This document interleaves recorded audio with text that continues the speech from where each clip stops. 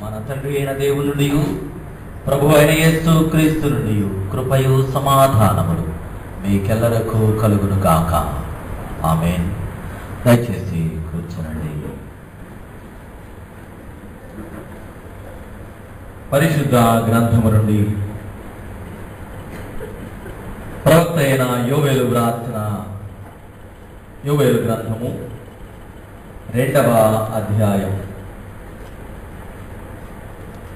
28, 29 వచనములు నేను చదువుతున్నాను. దయచేసి గమనించండి. బైబిల్స్ ఉన్నవారు, బయట కూర్చున్నటువంటి వారు మీ ఏకాగ్రత లేఖన భాగం మీద ఉంచడానికి ప్రయత్నం చేయాల్సిందిగా మనవి. యోవేలు గ్రంథము 2వ అధ్యాయం 28, 29 వచనాలు. తరువాత నేను సర్వజనుల మీద నా ఆత్మను కుమ్మరింతును, మీ కుమారులను మీ కుమార్తెలను ప్రవచనములు చెప్పుదురు, మీ ముసలివారు కలలు కందురు, మీ యవనస్తులు దర్శనములు చూతురు. ఆ దినములలో నేను పనివారి మీదను పనికత్తెల మీదను నా ఆత్మను కుమ్మరింతును. చిన్న ప్రార్థన చేసుకుందాం. కృప కలిగిన యేసయ్యా, మా పరలోక తండ్రి, నీ అపారమైన ప్రేమకై వందనములు, స్తుతులు, స్తోత్రము దేవా. మరొక శ్రేష్టమైన పరిశుద్ధ ఆదివారం నీ పరిశుద్ధాత్మను మానవుల మధ్య నిత్యము సంచరించడానికి, మానవులను శారీరకముగాను మానసికముగాను ఆధ్యాత్మికముగాను బలపరిచి స్థిరపరిచి నూతనత్వములోనికి నడిపించి నిత్యరాజ్యమునకు చేర్చడానికి ఆయన మీరు పంపించినందుకు ఆయన నీకు స్తోత్రాలు చెల్లిస్తున్నాం. అతి శ్రేష్టమైన తండ్రి, ఈ పెంతెకోస్తు పండుగ దినాన నీ పరిశుద్ధ పాదసన్నిధిలో నీ వాక్కులు ధ్యానించడానికి ప్రయత్నిస్తుండగా అల్పుడును అయోగ్యుడును దుర్మార్గుడును దౌర్భాగ్యుడును దరిద్రుడును భ్రష్టుడునైన నన్ను ఎందుకు పనికిరానివాడినైనా నన్ను మీ సిలువ నీడలో దాచి నీ వాక్కులు మాత్రమే వినిపింపచేయండి. ఎందుకనగా నేను స్తుతించాం, నీ నామమును ఘనపరిచాం దేవా, నిన్ను ఆరాధించాం. ఇప్పుడు నీ వాక్కులు ధ్యానిస్తుండగా నా నోటి మాటలు మా అందరి హృదయ ధ్యానములు మీ దృష్టికి అంగీకారయోగ్యములుగా చేయండి. నాయన అక్కుడు వచ్చినట్టు బిడ్డలందరికీ వినగలిగిన చెవులను గ్రహించగలిగిన మనస్సును దయచేయమని నీ వాక్కుల ద్వారా మాతో మాట్లాడమని యేసయ్య పరిశుద్ధ నామమున వేడుకొని ప్రార్థిస్తున్నాం తండ్రి. ఆమేన్. క్రీస్తునందు ప్రియమైన దేవుని సంగమా, యేసు క్రీస్తు యొక్క పరిశుద్ధమైన నామమున మీ అందరికీ ఈ శ్రేష్టమైన పరిశుద్ధ ఆదివారం, ధవళ ఆదివారం, పెంతెకోస్తు పండుగ ఆదివారం యొక్క శుభాలు తెలియజేస్తున్నాం. మన ప్రభు అయిన యేసు క్రీస్తు నరావతారిగా ఈ లోకానికి వచ్చి 33.5 సంవత్సరాలు ఈ భూలోకములో జీవించి ఆయన కల్వరి శిలువలో చనిపోయి తిరిగి లేచి, ఇదిగో నేను నిత్యము జీవించువాడను, మరణము నన్ను జయించలేదు, అలాగే మీరు కూడా మరణాన్ని జయించడానికి మార్గాన్ని సిద్ధపరిచానని 40 రోజులు ఆనాటి ప్రపంచానికి చాటి లేఖన భాగంలో జాగ్రత్తగా పరిశీలన చేస్తే మనకు తెలుసును 11 పర్యాయములు ఆయన శిష్యులకు అనేకులకు కనిపించి 40వ దినాన పోయిన ఆదివారములకు ముందు వచ్చిన గురువారం ఆయన ఆరోహణమైపోయి ఆ 40 రోజు ఆరోహణమయ్యి తరువాత 10 రోజులకు అనగా మొత్తం 50 రోజులకు పునరుద్ధాన పండుగ నుండి 50 రోజులకు ఆయన ఆత్మస్వరూపిగా మనుషుల మధ్యకు దిగి వచ్చిన రోజు ఇది ఈ పెంతెకోస్తు పండుగ దినం. ఆత్మస్వరూపి అయిన దేవుడు కుమారుడుగా ఈ లోకానికి వచ్చి ఆ కాలము ముగిసినప్పుడు ఆత్మస్వరూపిగా మనుషుల మధ్య నిత్యము జీవించడానికి దిగి వచ్చిన రోజు ఈ పెంతెకోస్తు పండుగ దినం. పెంతెకోస్తు అనే పేరుతో సంఘాలు కూడా వచ్చాయి. కానీ ఈ సంఘ క్యాలెండర్ను బట్టి వారు అంతగా గమనించరు ఈ రోజు పెంతెకోస్తు ఆ పండుగ దినం అవుతుందని. అయినప్పటికీ మన పూర్వులు చాలా జ్ఞానయుక్తంగాను దేవుని ఆత్మ నడిపింపుతోటి ఈ కాలాలను దానికి తగినటువంటి లేఖన భాగాలను అమర్చారు. ఆ విధానంలో మనం కొనసాగుతూ వస్తున్నాం. పరిశుద్ధ లేఖన భాగాల్లో జాగ్రత్తగా గమనించినట్లయితే రోమా పత్రిక 8వ అధ్యాయం 14వ వచనాన్ని నేను మొట్టమొదటిగా మీ మధ్య చదవడానికి ఆశిస్తున్నాను. రోమీయులకు రాసిన పత్రిక 8వ అధ్యాయం 14వ వచనం. దేవుని ఆత్మ చేత ఎందరూ నడిపింపబడుదురో వారందరూ దేవుని కుమారులై ఉందురు, లేక దేవుని పిల్లలై ఉందురు. ఒక చిన్న మనవి, మీరేమనుకోకపోతే ఈ పరిశుద్ధ ఆదివారం పండుగ దినాన మీరందరూ దేవాలయానికి దేవుని ఆత్మ నడిపించితేనే వచ్చారా? లేక మన ఫ్రెండ్స్ వస్తారు, వారం అయింది వాళ్ళు కలిసి కాసేపు మాట్లాడుకోవచ్చు, లేకపోతే వాళ్ళని చూడాలి వీళ్ళని చూడాలి, వాళ్ళ సంగతి ఏంటో వీళ్ళ సంగతి ఏంటో అసలు విషయాలు ఏంటో తెలుస్తాయని ఏ ఆలోచనతో వచ్చాము? మన వ్యక్తిగతమైన ఆలోచన లేక దేవుని ఆత్మ నడిపింపు ద్వారా? ఫిలిప్పును దేవుని ఆత్మ ప్రేరేపించి ఫిలిప్పును బయలుదేరి అదిగో గాజా మార్గము గుండా వెళుతున్నటువంటి నపుంసకుడి కలుసుకో. అక్కడుంటుంది ఆ యొక్క ఫిలిప్పు దేవుని ఆత్మ చేత నడిపించబడినవాడు, కొనుకోబడినవాడు. ఎందరూ దేవుని ఆత్మ చేత నడిపించబడుతురో వారు దేవుని పిల్లలుగా పరిగణించబడతారు. మనం వెళ్ళే ప్రతి స్థలం అది దేవుని ఆత్మ చేత నడిపించబడిందై ఉండాలి. దేవా వెళ్ళాలా వద్దా, పలానా చోటుకి బయలుదేరాను అని. కానీ దేవాలయానికి వచ్చినప్పుడు దేవాలయానికి వెళ్ళాలా వద్దా అని అడగాల్సిన పని లేదండి. కానీ నీ ఆత్మ సహాయం దయచేయమని కోరుకోవాలి. అలాగే రోమాపత్రిక 8వ అధ్యాయం 9వ వచనంలో మరొక విలువైన మాట కనిపిస్తుంది. చూద్దాం. రోమీయులకు రాసిన పత్రిక 8వ అధ్యాయం 9వ వచనాన్ని చూసినట్లయితే, దేవుని ఆత్మ మీలో నివసించి ఉన్న ఎడల మీరు ఆత్మ స్వభావము గలవారే గాని శరీర స్వభావము కలవారు కాదు. ఎవడైనా క్రీస్తు ఆత్మ లేనివాడైతే వాడు ఆయన వాడు కాడు. 8:14 ఎందరూ దేవుని ఆత్మ చేత నడిపించబడుదురు వాడు దేవుని పిల్లలుగా పరిగణించబడతారు. రెండవది, ఎవడైనా దేవుని ఆత్మ లేనివాడైతే వాడు నా వాడు కాదు అని అంటున్నాండి. అది ఒకటి భిన్నమైనటువంటిది. దేవుని ఆత్మ కలిగిన వారమై ఉండాలి, దేవుని ఆత్మ చేత నడిపించబడేటువంటి వారమై ఉండాలని లేఖన భాగాలు అక్కడ రోమా పత్రికల పౌలు ద్వారా గుర్తు చేస్తున్నాయి. ఈనాటి పాత నిబంధన పాఠ్యభాగం పరిశుద్ధాత్మ నింపుదల ప్రవచనాన్ని గురించి మాట్లాడుతుంది. యోవేలు ద్వారా దేవుడు తెలియజేసిన మాటలు, ఇదిగో నేను అందరి మీదను సర్వజనుల మీద నా ఆత్మను కృమ్మరిస్తాను. పత్రిక పాఠ్యభాగంలో యేసుక్రీస్తు వారు ఆరోహణం తరువాత పరిశుద్ధాత్మ నడిపింపు ద్వారా క్రైస్తవ సంఘం అనగా క్రీస్తు శరీరం. క్రైస్తవ సంఘం అంటే గమనించాలండి, క్రీస్తు శరీరం. ఆ క్రీస్తు శరీరం క్షేమాభివృద్ధి జరగడానికి ఏది అవసరమో వాటిని దేవుడు ఏర్పాటు చేసేట. దాన్ని తెలియజేస్తాడు పౌలు.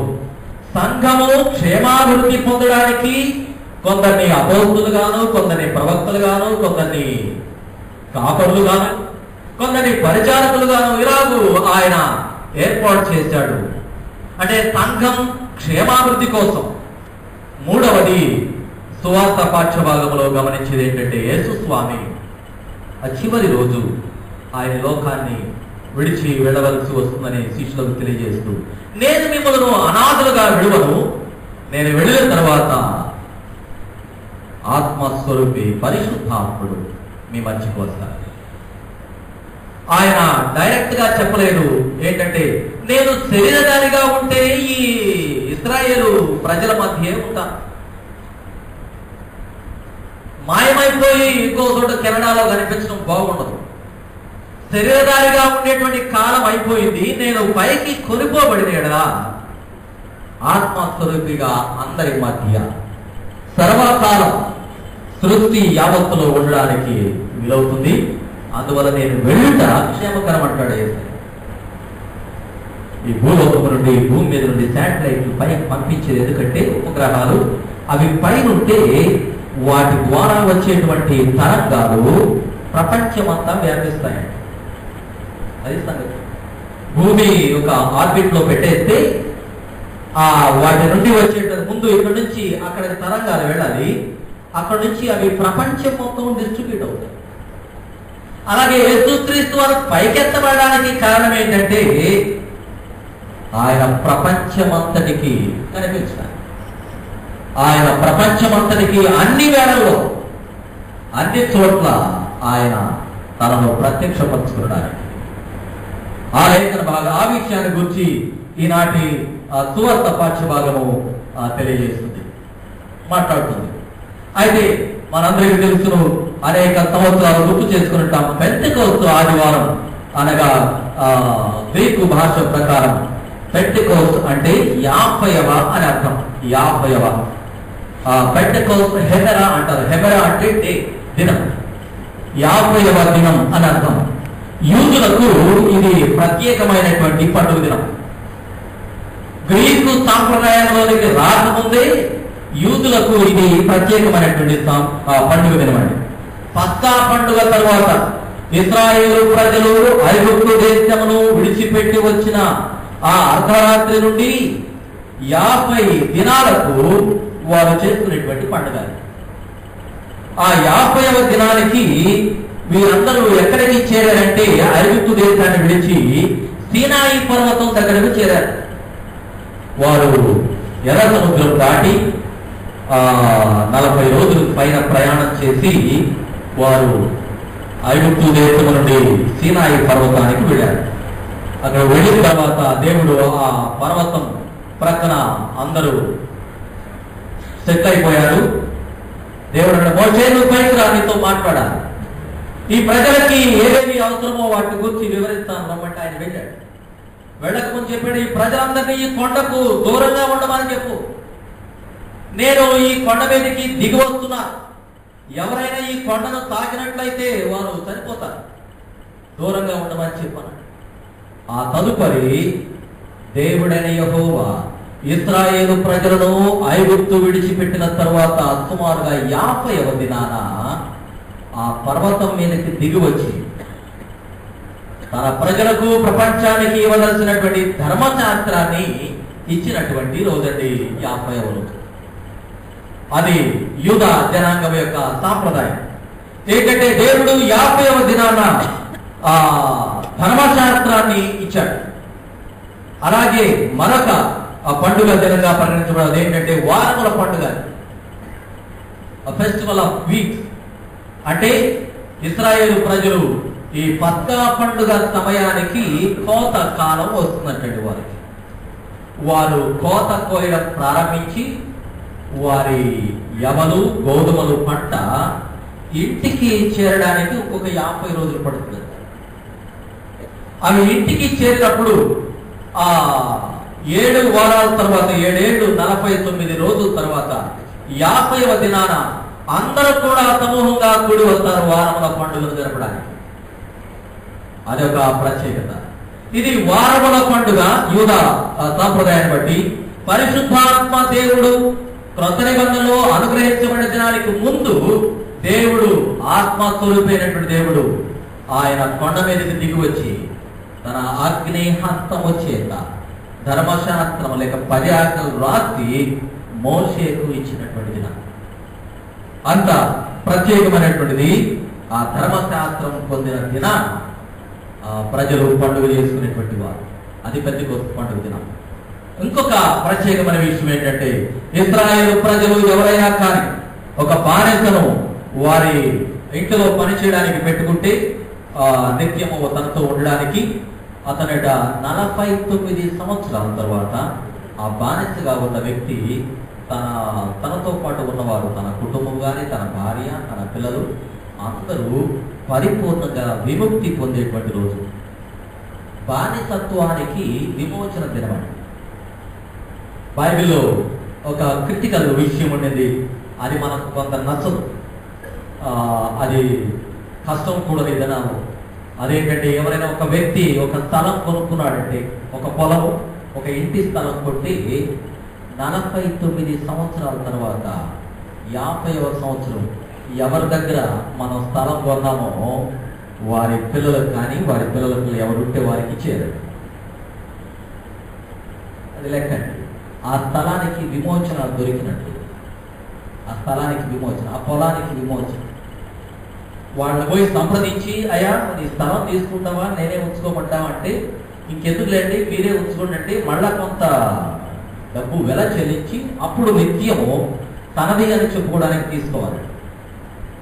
స్థలము విమోచన పొందడానికి, బాధ్యతల విమోచన పొందడానికి, పండుగ చేసుకోవడానికి, పంట పండినటువంటి దాన్ని బట్టి దేవుని స్తుతించడానికి, పరిశుద్ధాత్మ దిగి వచ్చినందుకు, దేవుడు ధర్మశాస్త్రం ఇచ్చినందుకు గుర్తుగా చేసేటువంటిది ఈ పెంతెకోస్తు పండుగ. ఈ దినాల్లో మనం ప్రత్యేకంగా గుర్తు చేసుకునేటువంటి సమయం ఏంటంటే, అది దేవుని ఆత్మ మనుషుల మధ్యకు దిగి వచ్చినటువంటి దినం. దేవుని ఆత్మ నింపుదలను గురించి తలంచేటువంటి దినం. ఈనాటి అంశం కూడాను పరిశుద్ధాత్మ నింపుదల. పరిశుద్ధాత్మ నింపుదల మనం గ్రహించాలి. మనము దేవుని ఆత్మ చేత నడిపించబడుతున్నామో లేదో, మనము దేవుని ఆత్మ కలిగిన వారుగా ఉన్నామో లేదో. కొద్ది సంవత్సరాల క్రితం మీరందరూ కూడా ఒకవేళ పేపర్లో చూసి ఉండొచ్చు. ఇద్దరు పిల్లలు, అక్క తమ్ముడు లేక అన్నా చెల్లెలు, వారు ఆడుకుంటూ వారి ఇంటి ముందున్నటువంటి వారి కారులో లాక్ ఓపెన్ చేసింది, లోపలికి వెళ్ళి ఆడుకుంటూ లోపలికి వెళ్ళిపోయారు. ఆ తలుపు గట్టిగా లాగేశారు, అది లాక్ అయిపోయింది. వారు ఆడుకున్నారు, కాసేపు ఆడుకున్నారు, కొంచెం ఊపిరాడినట్టుగా ఉంది, తలుపు తీయడానికి తలుపులా ఉంది. వారు ఊపిరాడక ఆ కారులో చనిపోయారండి. ఏంటి అక్కడ గాలి లేదా అంటే గాలి ఉంది, కానీ వారు పీల్చుకోవడానికి ఉపయోగపడే గాలి లేదు. ఆక్సిజన్ అయిపోయింది, కార్బన్ డైఆక్సైడ్ మాత్రమే మిగిలిపోయింది. వారికి ఊపిరాడక చనిపోయింది. ప్రియమైన క్రైస్తవ సంఘమా, గమనించాలి, మనందరం బ్రతుకుచూ ఉన్నట్టుగా పరిగణించబడచ్చు. కానీ దేవుని ఆత్మ లేకపోతే ఆక్సిజన్ లేనట్టు మనందరం చనిపోయిన శరీరాలు జీవిస్తున్నామన్న పేరు మాత్రమే ఉండింది, కానీ నీవు మృతుడవే అంటాడు ప్రకటన గ్రంథం 3వ అధ్యాయానికి చూస్తాం.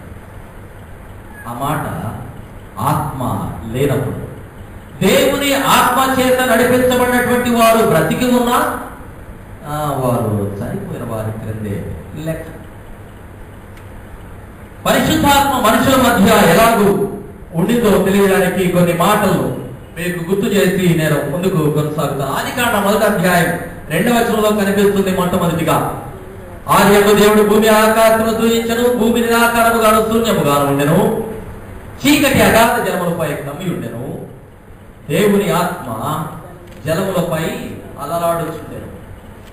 దేవుని ఆత్మ ఆదికాండం 1వ అధ్యాయం 1వ వచనం ఇంట్రడక్షన్ తర్వాత ఆత్మ నిత్యము మనుషులతో భూమి అంతటా, లోకమంతటా, ఆ నీటి మీద, అప్పుడు భూమి లేదు కాబట్టి నీడతో నీడమయమై ఉండేది కనుక అక్కడ దేవుని ఆత్మ జలములపై అల్లలాడుతుండే.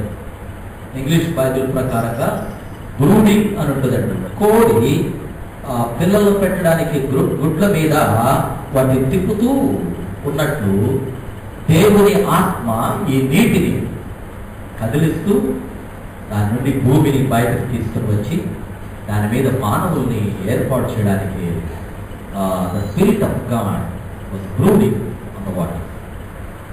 అక్కడ నుండి మనకు ప్రారంభమవుతుంది. ఆదికాండం 1వ అధ్యాయం 1వ వచనాల నుండి ప్రారంభమవుతుంది. దేవుని ఆత్మ లోకమందంతటా సంచరిస్తూ ఉండిందని. లూకాసు వార్త 1వ అధ్యాయం 35వ వచనం ప్రకారం యేసుక్రీస్తు అనే జనాన్ని గురించి తెలియజేయబడినప్పుడు దేవుని పరిశుద్ధాత్మ మరియమ్మ గర్భములో ప్రవేశించడం ద్వారా యేసుస్వామి ఆత్మస్వరూపి పరిశుద్ధాత్ముడు శరీరధారిగా బయటకు వచ్చాడు. సృష్టికర్తైన దేవుడు పరిశుద్ధాత్మ వలె మరియమ్మ గర్భాన్ని తీసుకొని ఆయన శరీరాన్ని దాల్చి బయటకు వచ్చాడు. అది రెండవ ప్రత్యేకమైన విషయం. పాత నిబంధనలో అనేకమైన సంగతులు ఉన్నాయి దేవుని ఆత్మ సంచారానికి సాదృశ్యంగా. కానీ ప్రాముఖ్యమైన వాటిని మాత్రమే నేను గుర్తు చేయడానికి ప్రయత్నిస్తూ లూకాసు వార్త 3వ అధ్యాయం 21-22 వచనాల్లో పరిశుద్ధాత్మ పావురం వలె యేసు స్వామి బాప్తిసం పొందినప్పుడు వచ్చి ఆయన మీద వాలినట్లుగా చూస్తాం. అప్పుడు పైనుండి దేవుని స్వరము, ఈయన నా ప్రియ కుమారుడు, ఈయన నేను ఆనందించున్నాను. దేవుని స్వరము ఆత్మ పావురం వలె శరీరాన్ని క్రీస్తు కనిపిస్తున్నాడు. అక్కడ దేవుని యొక్క ఆత్మ ప్రత్యేకమైన రీతిలో మనం చూడగలం. అపోస్తలుల కార్యాలు 10వ అధ్యాయం 38వ వచనంలో అక్కడ పేతురు ప్రసంగంలో యొక్క మాట ఏంటంటే, పరిశుద్ధాత్మ వలన యేసు క్రీస్తు వారు పరిచర్య చేయడానికి భూమి మీద అభిషేకించబడ్డాడు అని రాయబడిందండి. లేఖన సారాంశం అది. మీరు జాగ్రత్తగా 10వ అధ్యాయం 35వ వచనం గమనిస్తే, పరిశుద్ధాత్మ వల్ల యేసు స్వామి పరిచర్య కోసమై అభిషేకించబడ్డాడు. అంటే ఆత్మాభిషేకం కలిగిన వాడుగా క్రీస్తు మానవుల మధ్య సంచరించాడు. మత్తయి సువార్త 4వ అధ్యాయం 1వ వచనం ఏం గుర్తు చేస్తుందంటే, యేసు స్వామి పరిశుద్ధాత్మ వలన పరిశుద్ధాత్మ ప్రేరేపణ చేత అరణ్యమునకు కొనిపోబడ్డాడు. ఉపవాసం నుండి శోధనను జయించడానికి దేవుడు పరిశుద్ధాత్మ చేత కొనిపోబడ్డాడు. సాతాను చేత కొనుక్కోబడలేదు. కొన్నిసార్లు మనం తెలియక ఇంటర్ప్రిటేషన్ పైన చదివేస్తే దేవుడు యేసుక్రీస్తు వారు 40 రోజులు ఉపవాసం ఉన్నాడు, సాతాను ఆయన్ని లాక్కుపోయింది, ఈడ్చుకుపోయింది అనుకుంటూ ఉంటామేమో. దేవుని ఆత్మ చేత కొనుక్కోబడ్డాడు శోధించబడడానికి, ఉపవాస ప్రార్థనలో గడపడానికండి. ఇది బాగా మనం గమనించవలసి ఉంటుంది.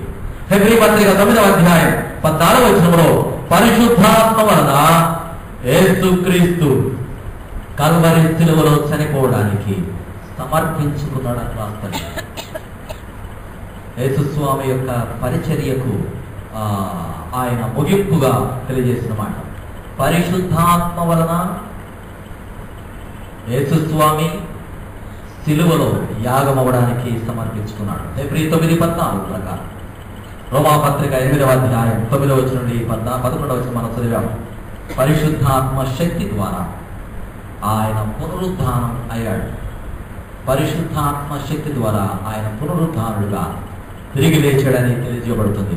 అంటే ఈ మాటలన్నింటిలో, ఈ సందర్భాలన్నింటిలో కూడా పరిశుద్ధాత్మ శక్తి లేక పరిశుద్ధాత్ముడు నిత్యము భూలోకములో సంచరిస్తూనే ఉన్నాడు.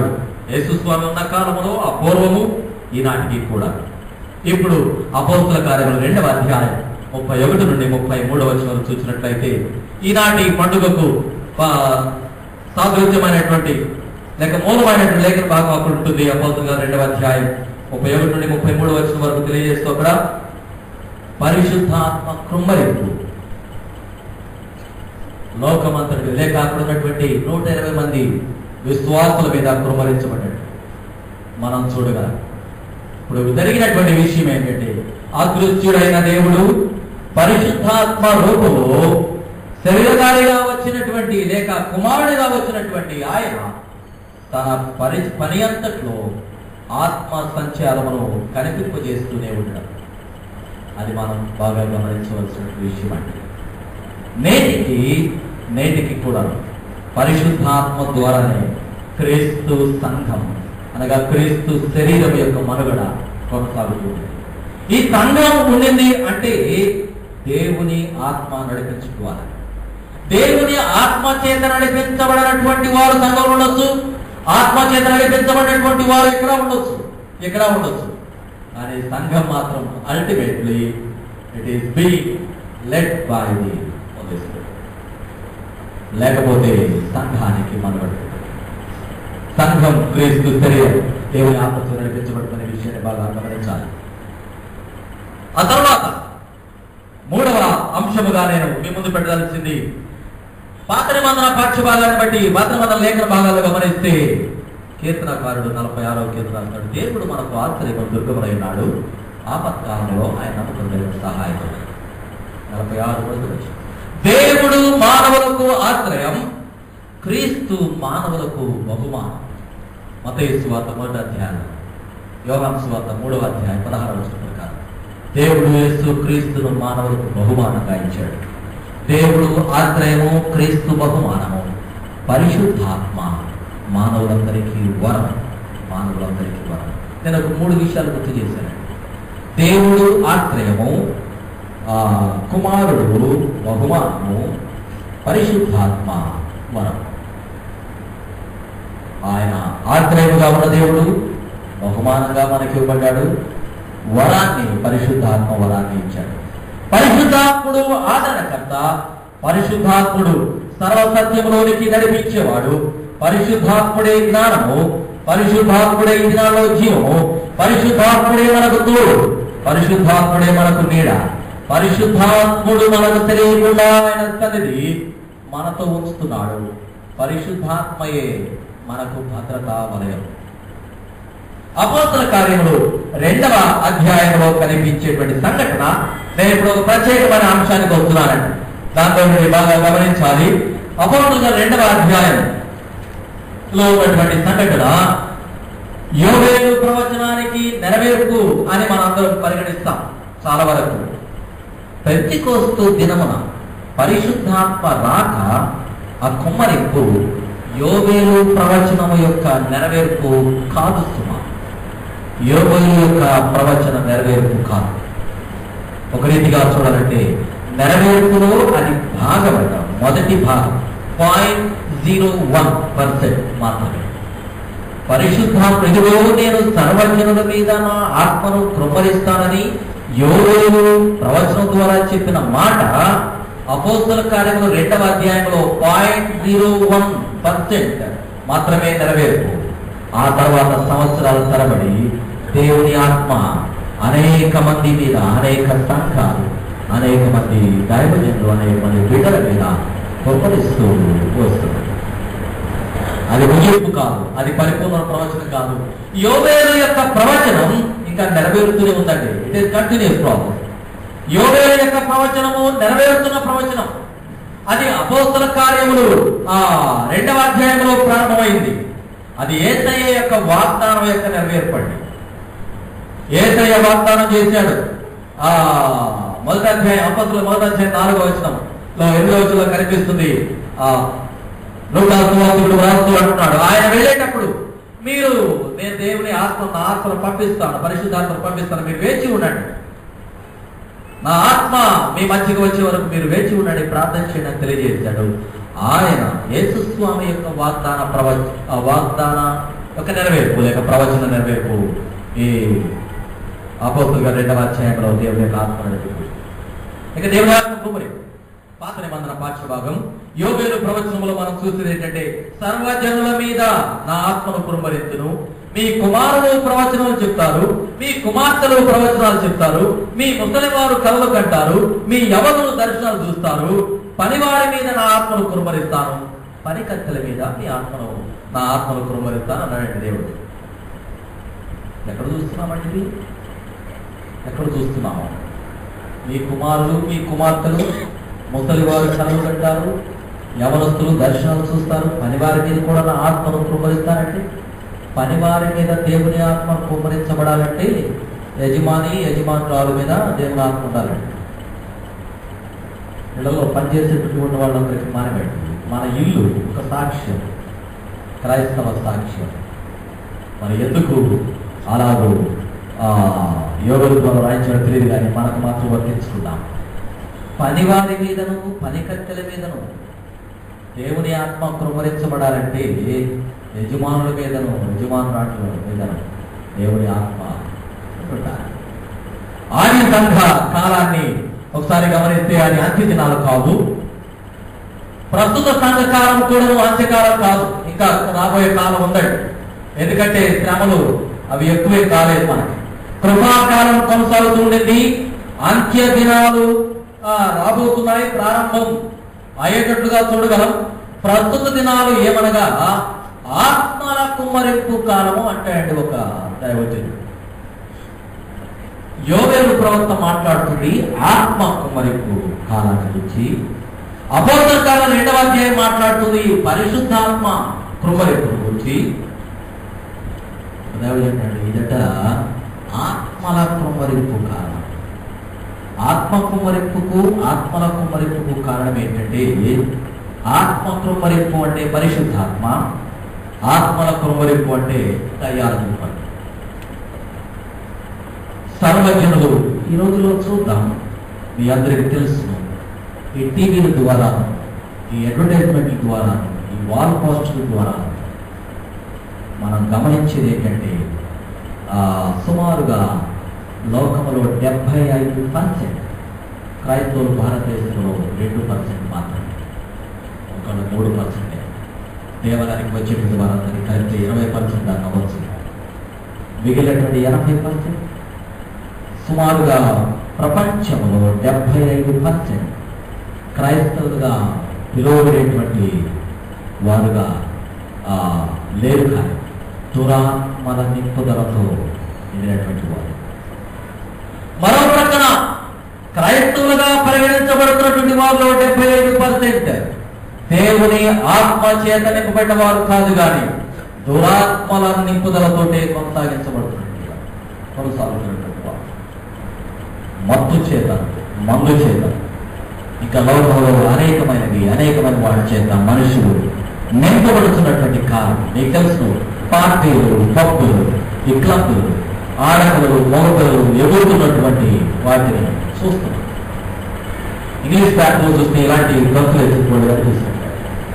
టీవీలు పెడితే ఆ హిందీ ఛానల్స్, ఇంగ్లీష్ ఛానల్స్ పెడితే గంతులు ఎత్తుకోవడం కనిపిస్తుంటారు. వీరందరూ దురాత్మల యొక్క నింపుదలలో కొనసాగుతున్నటువంటి లేఖన భాగమేమో ఆత్మ నింపుదలను గురించి మాట్లాడుతుంది, లోకమేమో దురాత్మల సమూహంతో నింపబడి కొనసాగుతుంది. అలాంటప్పుడు మీ కుమారులు ప్రవచనాలు చెప్తారు, మీ కుమార్తెలు ప్రవచనాలు చెప్తారు, మీ ముసలి వారు దర్శనాలు చూస్తారు, ఎవరు కళ్ళు పెట్టారంటే ఇది కాలం. ఇప్పుడు ఆలోచన చేద్దాం, మన సంఘ బిడ్డలు యవనస్తులు ఏం చేస్తున్నారు, వృద్ధుల యొక్క కళలు ఏంటో, పనివారి యొక్క ఆలోచనలు ఏంటో. దేవుని ఆత్మ నింపడినటువంటి వారు మీ యొక్క కుమారులు, కుమార్తెలు ప్రవచనాలు చెప్తారు, ముసలి వారు కళలు కంటారు, యవనస్తులు దర్శనాలు చూస్తారు. అంటే ఆ స్థితికి వచ్చామో మనం. ఎక్కడున్నాము? క్రైస్తవ సంఘం ఎక్కడుంటుందో, క్రైస్తవ సంఘం ఎక్కడుంది? కుమారులు, కుమార్తెలు, యవనులు దర్శనాలు చూసి ప్రవచనాలు చెప్పేటువంటి స్థితిలో సంఘం ఉండాల్సి వస్తే సో కాల్డ్ క్రిస్టియన్స్ అంటే లైఫ్ హౌ దే వర్క్, ఎలాగ వెళుతున్నాయి, ఎలా కొనసాగుతున్నాయి, ఎటు వెళుతున్నాయి, వేటి చేత నడిపించబడుతున్నారు. నేను అందుకే ముందుగా గుర్తు చేశాను, ఎందరూ దేవుని ఆత్మ చేత నడిపించబడుదురో, ఎవరైనా దేవుని ఆత్మ లేని ఎడల వాడు కాదు. ఆత్మ చేత నడిపించబడేవారు మాత్రమే కుమారుడు, నా కుమారుడు. మత్తయి సువార్త 12వ అధ్యాయం 43వ వచనం నుండి 45వ వచనం వరకు ఉన్నటువంటి లేఖన భాగాన్ని నేను మీ ముందు వచ్చి ముగింపులకు వస్తాను. మత్తయి సువార్త చూద్దాం. 12వ అధ్యాయం, మత్తయి సువార్త 12వ అధ్యాయం 43వ వచనం నుండి కొన్ని మాటలు చదువుతున్నాను. అపవిత్రాత్మ ఒక మనుష్యుని వదిలిపోయిన తరువాత అది విశ్రాంతి వెతుకుతూ నీరు లేని చోట్ల తిరుగుతున్నది. విశ్రాంతి దొరకనందున నేను వదిలి వచ్చిన నా ఇంటికి తిరిగి వెళ్ళుదుననుకొని వచ్చి ఆ ఇంట ఎవరునూ లేక అది ఊడ్చి అమర్చియుండుట చూచి వెళ్ళి తనకంటే చెడ్డవైన మరి 7 దయ్యములను వెంటబెట్టుకొని వచ్చు. అవి దానిలో ప్రవేశించి అక్కడనే కాపాడు.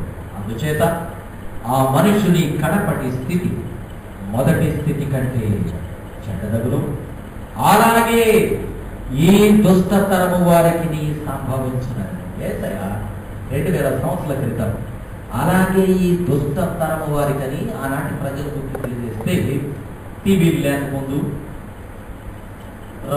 రంగులు లేకముందు ఎక్కువగా వారినే ఆయన అలాగంటే ఈ దినాల్లో ఏమన్నా దుష్టత్వానికి పీక్ స్టేజ్కి వచ్చినప్పుడు దానికి ఏం పేరు పెడతాడు? టెరిబుల్ స్థితిలో ఉన్నటువంటి ఈవిల్ నేచర్లో ఉన్నటువంటి వారు అంటాడేమో.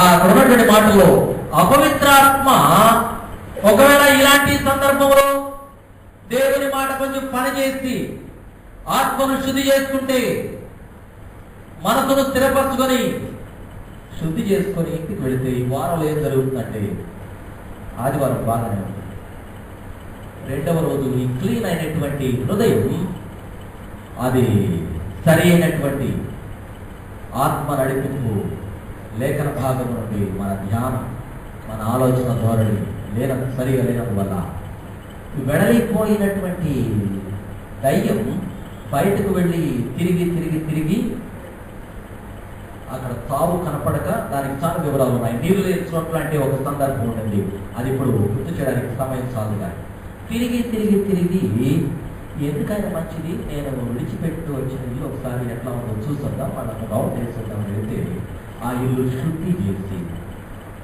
క్లీన్గా ఉంది. ఇంగ్లీష్లో ఉంది, ఇట్ వాజ్ బికాజ్ అన్ఆక్యుపైడ్. అదట ఎవరి చేత కూడా స్వతంత్రించుకోబడదు. దురాత్మ తొలగిపోయినప్పుడు దేవుని ఆత్మ నింపుదల కావాలి.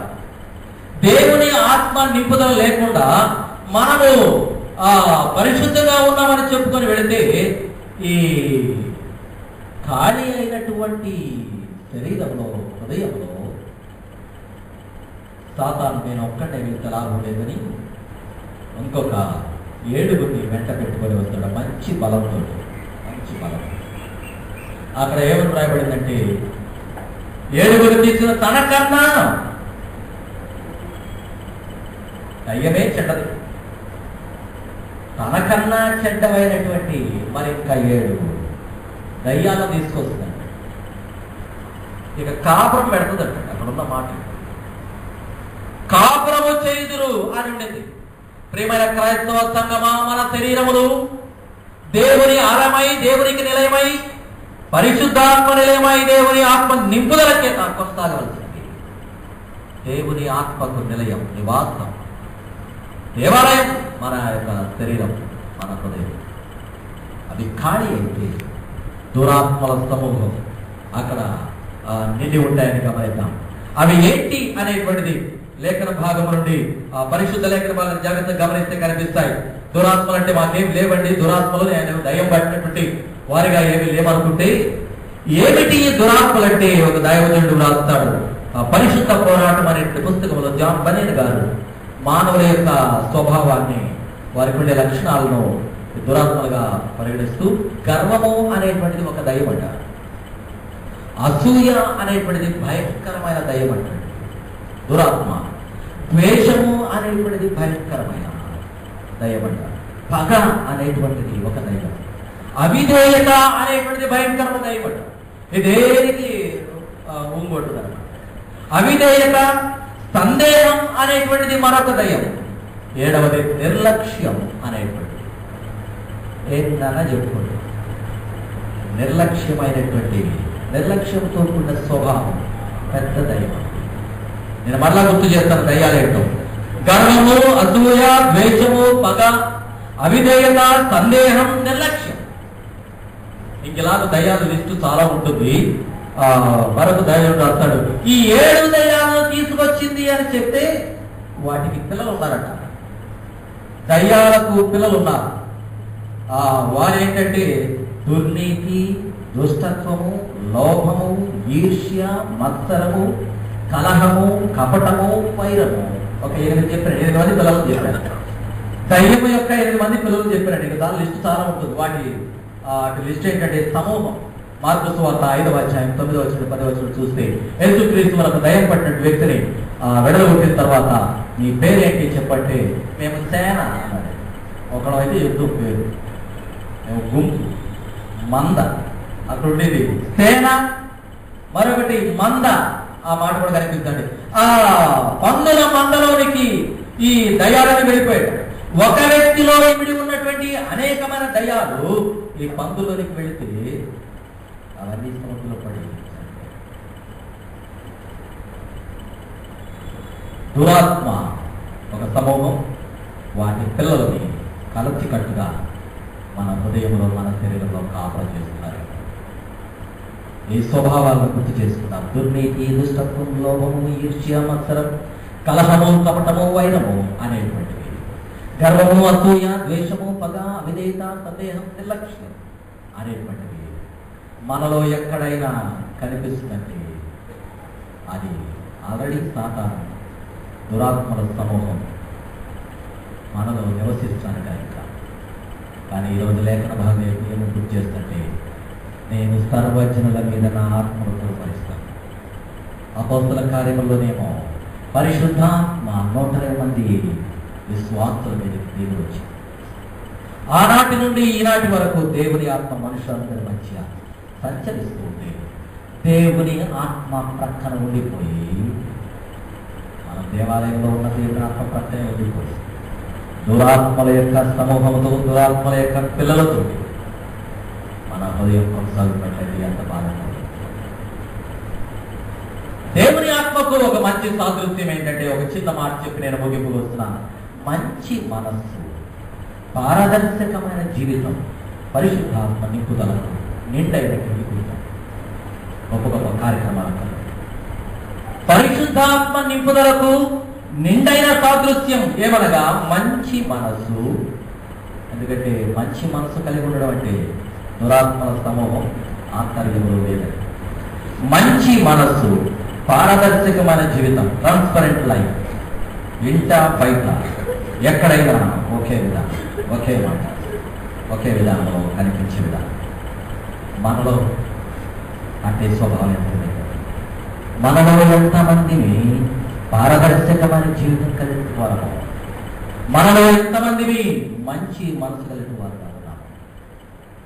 మనము పరిశుద్ధాత్మ చేత నింపని వారమైనా, మనము ఒకవేళ మనకు తెలియకుండా దురాత్మల సమూహం చేత నింపని వారుగా ఉన్నామా?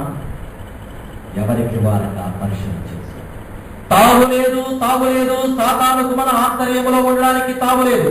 ఎందుకంటే కల్వరి శిలువలో యేసు స్వామి తన పాదముల క్రింద, మేకుల క్రింద సాతాను యొక్క తల చితుకు దొరికాడు. తన సమూహాన్ని కూడబెట్టుకొని మన ఆంతర్యంలో ఉంచుకోండి. దేవుని ఆత్మచేత నడిపించబడే వారు కాదు, దేవుని ఆత్మచేత నింపబడినటువంటి వారు కాదు. దేవుని శరీరములో, దేవుని రక్తములో పాల్గొని వచ్చేటువంటి మనం ఆయన పరిపూర్ణముగా నింపుకొని దేవుని ఆత్మచేత నడిపించబడిన వారందరూ కూడా దేవుని కుమారులుగా, కుమార్తెలుగా పరిగణించబడినటువంటి వారికి ఆ మంచి పేరు మనందరూ రావడానికి, ప్రయత్నం చేద్దానికి కూడా పరిశుద్ధాత్మ దేవుడు తన నిండైన కృపా సహాయం మనకు దయచేసి ఈ పెద్దకొంత పడుగుగా తన ఆత్మను మనందరి మీదను, సంఘం మీదను నింపి సంరక్షించి నడిపించును గాక. ఆమె